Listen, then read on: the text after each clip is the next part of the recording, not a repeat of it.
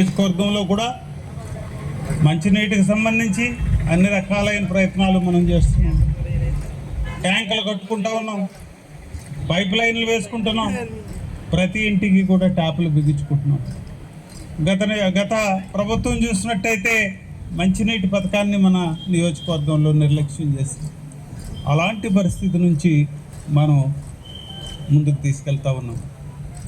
ఇంకొక సంవత్సరంలో మనం మంచినీటి పథకంలో ప్రతి ఒక్కరికి కూడా ప్రతిరోజు మంచినీరు ఇస్తాం, ప్రతి ఇంటికి మంచినీరు ఇస్తామని నినాదంతో ఎలా ఏదైతే మనం ముందుకెళ్ళామో, ఎలక్షన్లో మనం హామీ ఇచ్చుకుంటూ మనం అఖండ విజయాన్ని సాధించామో రాజున, దాన్ని లక్ష్యాన్ని మనం చేరుకుంటాం.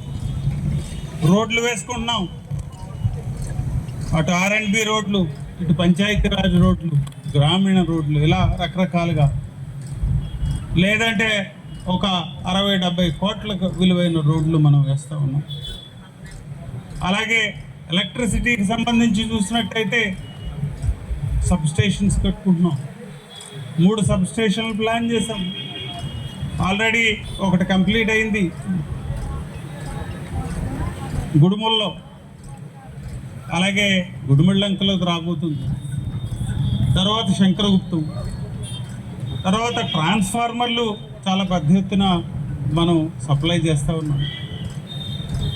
అలాగే లైన్లు, కేబుల్స్, పోల్స్, ముఖ్యంగా వరద ప్రాంతాల్లో కూడా మనం దృష్టి పెడతా ఉన్నాం. ఇవన్నీ కూడా ఎంతో చాలా చక్కని పరిస్థితులు మనం ప్రజలకి కలిగజేయడానికి ప్రయత్నం చేస్తున్నాం.